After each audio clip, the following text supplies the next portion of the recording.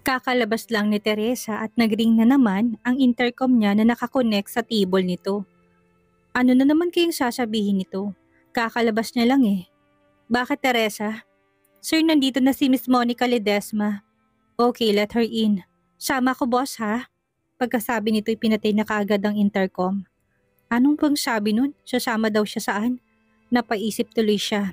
Kumatok muna to ng 2 beses bago pumasok sa office niya. Naunang pumasok si Teresa saka sumunod ang pamangkin ni Senator Ledesma na ayon kay Teresa ay si Monica ang pangalan. Sandaling napanganga siya. Ang ganda naman ng babaeng to. 5'8" siguro ang height nito. Mistisahin hindi katulad ng mga Ledesma. Baling kinita ng katawan pero malaman ng boobs at pangupo nito.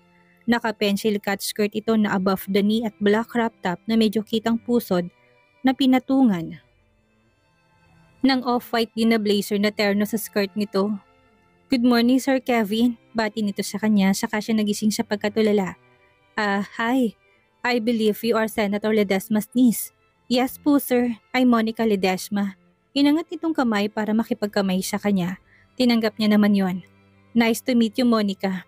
I believe you already know my secretary Teresa. Pakilala niya kay Teresa. Napansin niyang mapanuring tingin nito sa kanya. Yes sir, I already know Miss Teresa. Napaliwanag na siguro ni Teresa sa'yo na for the meantime, ikaw na munang papalit sa kanya bilang sekretary ko. Habang naka-leave si Miss Teresa, she will be the one to train you bago siya mag-leave. Okay sir, maikling sagot ni Monica. Okay, you can start your training. You can both leave. Miss Monica, mauna ka na sa labas, may pag-uusapan lang kami ni boss. Hintayin mo na lang ako sa table ko. Okay Miss Teresa. Hinintay na muna ni Teresa na makalabas si Monica at siniguradong nakasara ang pinto sa kabinalingan ulit ang tingin sa kanya. What? Sir, nakita ko yung titig mo kay Monica. Kaya nga sinamahan ko siya dito sa loob kasi alam ko ng magiging reaksyon mo. Ano naman ang magiging reaksyon ko? Patay mali siyang tanong niya kay Teresa. Sobrang ganda niya eh, baka naman makalimot ka. Ako pa ba makakalimot? Panay ang paalala mo sa akin. Yun na nga sir, kaya ako sumama dito sa loob. Ang ganda niya sir no? Saka ang sexy pa. Umandar na naman ang pagkachismisan nito. Pero wala pa rin panama kay Ma'am Juliana sir. International ang level ni Ma'am Juliana eh. Sir, wag na wag kang magkakamali ha. Alam mo naman tong bunganga ko. Hindi nakakapagpigil at baka maisumbong kita kay Ma'am Juliana. Alam mo naman na friend kami ni Ma'am. Lagi pa siyang may pasalubong sa akin kapag umuwi siya dito galing Paris. Pag nagalit sa akin yun, baka hindi na ako bigyan ng pasalubong. Baka sabihin hindi kita binantayan. Alam ko namang kampante si Ma'am Juliana sa akin bilang sekretary mo dahil hindi kita pinapatulan. Si Teresa ang pumalit kay Juliana bilang sekretary niya. Naging sekretary niya kasi si Juliana noon. Bumalik lang ito ng Paris nang maghiwalay ulit sila at lingid sa kaalaman niya ay buntis na pala ito sa kambal nila. Alam din ni Teresa ang storya ng buhay nila ni Juliana. Sa pagiging palakwento nito kasi ay napapakwento na rin siya dito. Simula noon si Teresa pa din ang sekretary niya kaya sa tagal ng pagsasama nila ay naging komportable na ito sa kanya. Ako ba talagang hindi mo pinapatulan? Hindi kaya medyo nahanginan ng ulo mo Teresa? Hayaan mo ng ambisyon ko sir. Hanggang ambisyon lang naman ako sa'yo. Basta sir ha, baka makalimot ka at hindi mo na ako pabalikin. Dahil mas magandang Monica na yun kaysa sa akin. Ano bang pinagsasabi mo dyan? Hindi magtatagal si Monica dito. May business din ng pamilya nila. Eventually tutulong din niya sa family business nila. Medyo matigas lang daw ang ulo niya. Kaya ayaw na muna magtrabaho sa sarili nilang kumpanya. May pagka-black sheep daw sabi ni Mrs. Ledesma. 1 month lang akong leave sir. Baka kasi wala na akong balikang trabaho. Hay, ang kulit naman nito. Umalis ka na nga. I-train mo na si Monica. Kung hindi kita papayagang mag-leave. Diyan ka manganak sa table mo. Biro niya dito. Wag naman sir. Makikita nilang perlas ko. Labas na. Puro kakalokohan. Ngayon lang napagtanto ni Kevin ang nagawa. Bakit kaya niya tinanggap ang pakiusap ni Mrs. Ledesma? Natanggapin to sa kumpanya niya. Nakakadistract ang ganda at kaseksihan nito. Kaya ayaw niya mag-secretary na maganda at sexy dahil baka magkasala siya. Lalaki pa rin siya kahit papaano. Lapitin ng tukso lalo na't madalas silang long distance ni Juliana. Baka sumakit pang ulo niya si Monica na yon. Black sheep daw kasi si Monica ng pamilya. Mukha namang mabait ang dalaga. Sana lang maayos ang pagtatrabaho nito sa kanya hanggang sa bumalik si Teresa. Pagkatapos nitong mag-maternity leave, hindi bali 1 month lang naman daw ang leave ni Teresa. Sandaling panahon lang yun. Hi Monica, sorry natagalan ako sa office ni Sir. May inutos pa kasi siya sa akin. Pagdadahilan ni Teresa nang dumating sa table niya na nakaupong naghihintay si Monica sa kanya. Napasarap na naman kasing pag-uusap nila ng boss niya. It's okay, Miss Teresa. Maikling sagot ni Monica saka tungumiti sa kanya. Call me Ate Teresa. Huwag na tayong masyadong magpaka-formal dito. Ano bang palayaw mo? Masyadong mahabang Monica. Hinihingal ako sabihin ang pangalan mo. Ganito siguro talaga kapag buntis, no? You can call me Nika. That is my nickname. Okay, by the way Nika, itong mga schedule ni Sir Kevin. Pag-aralan mo to, kapag may schedule siya ng meeting, tawagan mo munang ka-meeting niya 1 day before to remind them about the meeting. Remind mo din si Sir Kevin na day before para maalala niya. Alam mo naman si Sir, maraming iniintindi. May opisina, may pamilya. Alam mo bang international model ang asawa noon? Ay, hindi pa pala asawa dahil hindi pa sila pwedeng magpakasal. Hinihintay pa nilang matapos ang contract ni Ma'am Juliana sa Paris bilang international model bago sila magpakasal. May 2 na rin silang anak na kambal. Kaya ang mga babaeng paali-aligid kay Sir ay hinaharangan ko talaga. Alam mo parang kapatid ko na kasi yan. Ayaw ko masira ng kusinong makating haliparot lang ang magandang pamilya nila. Pahaging na kwento ni Teresa kay Nika. Kaya ikaw magpakabait ka dito habang wala ko ha. May CCTV ako dito sa opisina. Joke lang Nika. Half-meant na banta niya kay Nika. Baka kasi maisipan nitong landiin ng boss niya ay hindi niya talaga to sasantuhin kahit pamangkin pa ng senador ito. Hindi ba may kapatid pa sa Sir Kevin? Ay, oo, si Sir Lennon. Magkakilala kayo? Oo, classmate kami ni Lennon nung high school. Ay talaga ba? Nandito na yan si Sir Lennon mamaya. Abangan mo. Thank you Ate Teresa. Matagal na rin kami hindi nakita. Sa Amerika na kasi ako nagpatuloy ng pag-aaral ko. O siya, maiwan na muna kita ha. Naiihi na naman ako. Ano ba tong pantog ko? Lagi na lang naiihi. Ang hirap kapag buntis. Late na nakapunta sa Lennon sa AF accounting firm. Noong araw na yon, dumaan pa kasi siya sa Bling. Wala pa din si Jesusa. Nasa Hong Kong pa rin ang partner niya na si Jesusa. Kaya siya lang mag-isang nagmamanage ng Bling. Kahit na may sarili na siyang business ay tumutulong pa din siya sa negosyo ng pamilya niya. Ang AF accounting firm ay pagmayari naman ng kuya Kevin niya. Nagtatrabaho din siya sa kuya niya bilang COO. May sarili din siyang office doon. Nagmamadali siyang pumunta ng office at may kukunin pa siyang mga papel at dadalhin kay Cindy sa Cebu para naman sa chain of restaurants nila doon. Paalis na si Cindy bukas pabalik ng Cebu kaya inutos na lang nito sa kanya. Mag-e-empake pa daw ang nobya. Paglabas niya ng elevator ay sinalubong na siya ng sekretary niyang si Sheila at may hawak tong coffee para sa kanya. Tinawagan niya na kasi ito kanina pa na parating na siya kaya nakaredy na kaagad ang kape niya. Hi sir, good morning. Good morning Sheila. Nasa office na ba si Kuya Kevin? Opo sir, kanina pa. Sagot nito habang nakasunod sa kanya. Sige, mamaya pupunta na lang ako sa kanya. Pakiayos sa mga papel sa dadali ni Cindy sa Cebu bukas. Bring to my office. Utos niya sa sekretary niya. Dire-diretso lang siyang naglakad sa office niya pagkatapos niyang mag-utos sa sekretary. Sheila, si Sir Lennon ba yun? Tanong ni Monica sa sekretary ni Lennon. Nakita na niya dumating ang lalaki pero nahiya pa siyang pansinin ito. Hindi siya nakita ni Lennon. Nasa pantry kasi siya't gumagawa ng kape niya. Si Teresa na muna ang tumimpla ng kape ng boss nila. Total, nandun pa naman daw siya. Ay oo Nika, dumating na si Sir. Ang gwapo no? Crush ko yung si Sir eh. Nabanggit ni Teresa na classmate pala kayo ni Sir Lennon dati. Ang bilis pala ng chismis dito sa opisina. Sambit niya sa sarili. Oo, classmate kami. Matagal na rin kami hindi nakita. Ah, ganun ba? Totoo bang chick boy si Sir dati? Habulin daw ng chicks. Well, hindi naman nakakapagtaka. Ang pogi naman kasi talaga. Hindi sinagot ni Monica ang tanong ng secretary. Nagkibit-balikat lang siya. Ano ang inutos niya sa'yo? Itong mga papeles na dadalhin ni Ma'am Cindy sa Cebu bukas. Sinong Cindy? Fiancé ni Sir Lennon. Hindi mo alam? Namilog pa mga mata nito habang kausap siya. Ah, ganun ba? Matagal na kasi ako nawala dito sa Pinas. Kakarating ko lang last week from America. Parang nalungkot siya sa nalaman mula kay Sheila. Oo nga naman, kagabi ay inannounce ulit ni Don Milicio ang nalalapit na kasal ni Ma'am Cindy at Sir Lennon. Ando kami kagabi sa party ng mga anak ni Sir Kevin. Napakabait nila, pati kaming mga empleyado invited din. Ah, talaga ba? Simpleng sagot niya kay Sheila. Parang may namumuong luha kasi sa mga mata niya, nasasaktan siya sa mga narinig mula sa sekretarya. Pasimple niyang pinunasan ng mga mata niya. Pwede bang ako na lang maghatid niyan mamaya sa office niya? Sige ba? Ito dalhin mo na doon. Tapos ko nang ayusin. Inabot ni Nika ang mga papeles at naglakad patungo sa office ni Lennon. Kumatok na muna siya ng 2 beses bago pumasok. Come in, narinig niyang sumigaw ito mula sa loob. Pumasok siya. Nakaupo ang binata sa swivel chair at nakayuko lang sa papel na binabasa. Pinagmasdan na munang binata bago gumawa ng ingay. Hindi man lang ito tumingin kung sino ang pumasok.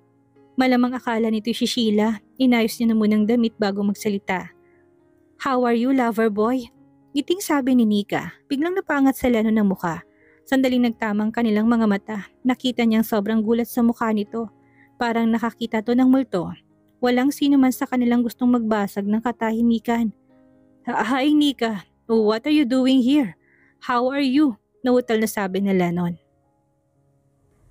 Hindi niya inaasahan na si Nikang nasa harap niya. Bigla siyang tumayot, inalalayan ng halik sa pisngi ang dalaga. I work for Kevin. I will be his secretary habang nakalib si Ate Teresa. Talaga ba? How come na hindi ko nalaman to? By the way, kailan ka pa bumalik galing Amerika? Nanatili lang silang nakatayo, hindi niya naisip na paupi ng dalaga. Hanggang ngayon hindi pa rin siya makapaniwala na si Nikang nasa harap niya. Kakabalik ko lang last week. Balita ko ikakasal ka na ha? Yes, finally ikakasal na. I'm not getting any younger. How about you? Hindi pa din, may gusto sana akong tao kaya ako bumalik kaya lang na late na ata ako. Ikakasal na pala siya. Pahaging ni Nika sa kanya. Napaubo si Lennon, naging uneasy siya. Siya ba ang ibig sabihin nito? Hindi pa rin ba nakaka-move on ng dalaga sa kanya? Naalala niya tuloy ang nakaraan nila ni Nika. Si Nika ang constant fuck buddy niya nung high school. Siyang nakauna dito at ganun din ito sa kanya. Second year high school lang sila noon. First love siya ni Nika. Bukang bibig nito dati pa pero si Cindy ang mahal niya. Nasa Amerika si Cindy noong time na yon kaya nabaling atensyon niya kay Nika. Ito kasi ang lapit ng lapit sa kanya. Sino ba naman siya para umayaw sa grasya? Bata pa siya noon. Hindi niya naman alam ang mga consequences na mangyayari sa kanila noon. Natigil lang ang kanilang pagiging fuck buddy nang dumating na si Cindy galing Amerika. Alam niya nasaktan niya si Nika dahil hindi niya na ito pinansin. Ginost niya ito sa madaling salita. Nalaman niya na lang na umalis ng dalaga papuntang Amerika. At ipinagpatuloy ang pag-aaral doon. Maloko kasi siya ng kabataan niya. Alam niya madami siyang nasaktang babae. Bago naging sila ni Cindy at isa na doon si Nika. Bakit wala ka pang boyfriend? Imposible naman yun, ang ganda-ganda mo eh. Pag-iiba niya ng usapan. Thank you naman at you find pretty. Sa wala talaga ako magustuhan eh. Nakapag-boyfriend na rin naman ako pero hindi rin tumatagal. I miss you, Lennon. Sambit ni Nika sabay yakap sa kanya. Nabigla siya sa ginawa ng dalaga. Hindi niya ina-expect yun. Biglang may kung anong napukaw sa katawan niya. May namimiss siya. Namiss niyang dating Lennon, yung malokong Lennon, yung happy-go-lucky. Oo nga't mahal niyang nobya pero hindi nito ibinibigay ang pangangailangan niya bilang lalaki. Ipokrito siya kung sasabihin niya na okay lang sa kanya yon. Minsan ay napapagod na rin siyang magsarili at paligayahin ang sarili niyang mag-isa. Mas gusto niyang may kaulayaw sa kama. Pero ayaw ni Cindy, hindi pa daw to handa kaya hindi niya napinilit ito at baka magkahiwalay silang muli. Isang beses na inalin itong katawan nito sa kanya pero siya naman ang nag-alinlangan. Baka kasi napipilitan lang ito at ayaw niya ng ganoon. Tutal, malapit na rin naman ang kasal nila. Maghihintay na lang siya. Tapos eto ngayon si Nika sa harap niya. Sa ilang minuto pa lang ng pagkikita nila tila may nabuhay na kung ano sa pagkatao niya. Lennon, pukaw ni Nika sa kanya. I miss you too. It's nice that you're back. We can be friends again. Yeah, friends. For now. Stop it, Nika. I'm getting married. Seryosong mukha niya. Ayaw niyang ipahalata dito na namimiss niya din itong kaulayaw sa kama. Yung feeling teenager sila ulit. Yung mga nakaw na sandaling ginagawa nila dati dahil pagagalitan sila ng parents nila kapag nalamang maaga silang namulat sa kamunduan. Masyado ka namang seryoso. I'm just joking, Lennon. Nakangising sambit nito sa kanya. Tinitigan niya ito ng matalim. Nagsasabi ba to ng totoo? Nakahinga siya ng maluwag sa narinig mula kay Nika. Pero sa kabilang banday nangihinayang din siya na hindi niya na matitikman ulit si Nika. Ibang-iba ng dalaga ngayon. Pasimpleng pinasadahan niya ito ng tingin. Ang ganda at napaka-sexy na nito. Perfect ang kurba ng katawan. And those boobs. Shit, tayong-tayo. Ang sarap sigurong lamasin yan. Napunta na naman ang mata niya sa pangupo nito. Perfect bot. Are you done checking on me? Parang hinuhubaran mo na ako sa mga titig mo ah. Pukaw ni Nika sa kanya. Tila napahiya si Lennon sa sinabi ni Nika. Napansin pala nito na pinagpapantasyahan niya ito. Sorry. Hindi pa rin kasi ako makapaniwala na nasa harap kita. Pagsisinungaling niya. It's almost lunchtime. Sabay na tayong mag-lunch? Pag-iba niya ng usapan. Sure, paalam lang ako kay Sir Kevin. No, ako na. Ipagpapaalam kita. Tara sa office ni Kuya. Niyaya niya na si Nikang lumabas ng office niya. Baka mahalata ng ibang empleyado doon na masyadong matagal na ito sa opisina niya. Baka kung ano pang sabihin ng iba.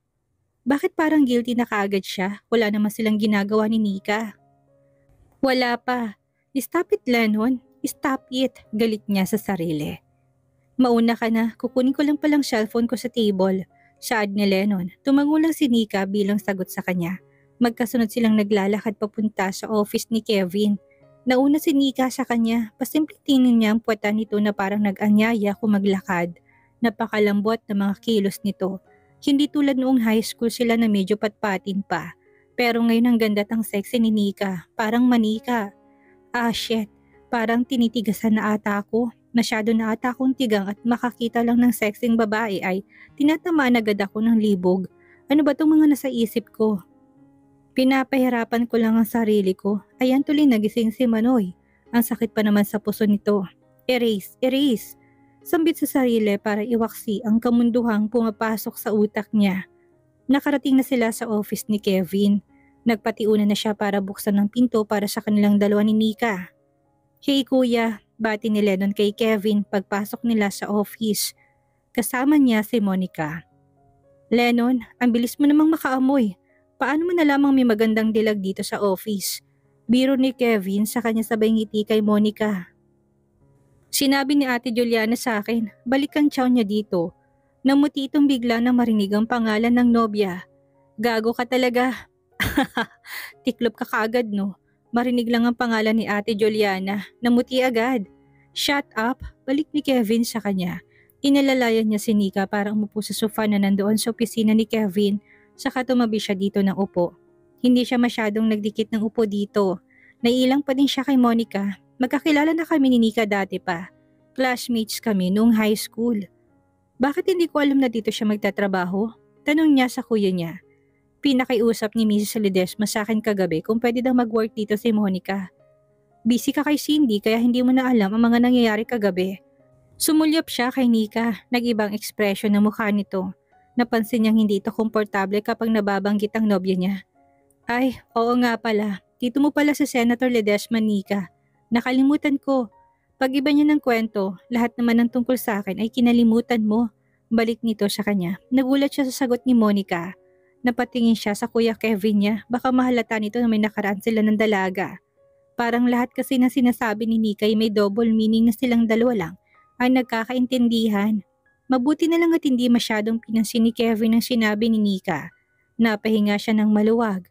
I don't know na classmate kayong dalawa. It's a good thing para hindi na masyadong mahiya si Monica dito sa office. In case wala akong pwede ka magtanong kay Lennon, Monica. Sure sir, thank you. Nagtamang paningin nila ni Monica. Parang natutuwa ito sa sinabi ng kuya niya. Gusto pa ata silang paglapitin ng kuya niya kung alam lang nito na may nakaraan sila ni Nika, malamang hindi na itong tinanggap ang dalaga. Sabihin niya kaya kay Kevin na may nakaraan sila ni Nika. Shit, ang hirap naman, baka malaman pa ni Cindy. Sa daldal pa naman ng kuya niya, baka aksidenteng maikwento ito sa nobya niya. Ganito bang feeling na naglolo ko? Madami sinisekreto? Pero hindi naman siya naglolo ko Hindi pa. Ililihim niya na lang muna. Baka naman nag-overthink lang siya. Wala naman atang masamang plano si Nika kung bakit sa EF accounting firm ito gustong magtrabaho. It's lunchtime. Mauna na kayo mag-lunch, alis ako at may meeting ako at 2. Sabay na kayo mag-lunch ni Monica, Lennon, para makapag-catch up kayo. Napangiwi si Lennon, parang tinutulak pa siya ng kuya sa tokso. Okay kuya, let's go Nika. Okay, nagsabay silang lumabas ng pinto, hindi nila inasahan na magkabungguan sila. Bahagyang nagtamang braso niya sa malambot na boobs nito. Napaigta din si Nika sa nangyari. Sorry, hindi ko sinasadya, sambit niya sa dalaga. Namula siya sa hiya. It's okay, you go first. Tumigil si Lennon para paunahin si Nika para hindi sila ulit magkabungguan. Shit, ano nangyayari sa akin? Bakit ganitong epekto ni Nika sa akin? Nang makalabas na si Nika, sinundan niya ito papunta ng elevator. Tahimik lang sila habang naghihintay ng elevator. Kung saan sila naroon ay tila nagpapakiramdaman. Si Nikki kunwaring busy sa phone pero ramdam niyang nag-awkward din ito sa kanya. Inikot niyang mata sa mga empleyado. Wala namang mapanuring mata sa mga empleyado. Siya lang ba ang nag-iisip na posibilidad na may mangyari sa kanila? Na sana matikman niya ulit ang bagong nikang nasa harapan niya. Ganito ba siya katigang kaya ganito na lang kung mag-isip ang utak niya? O Tokso, layuan mo ko. Sigaw ng utak niya. Nagbukas na ang elevator. Pumasok na silang dalawa. Inilalaya niya si Nika na mauna at baka kasi magkabungguan na naman sila.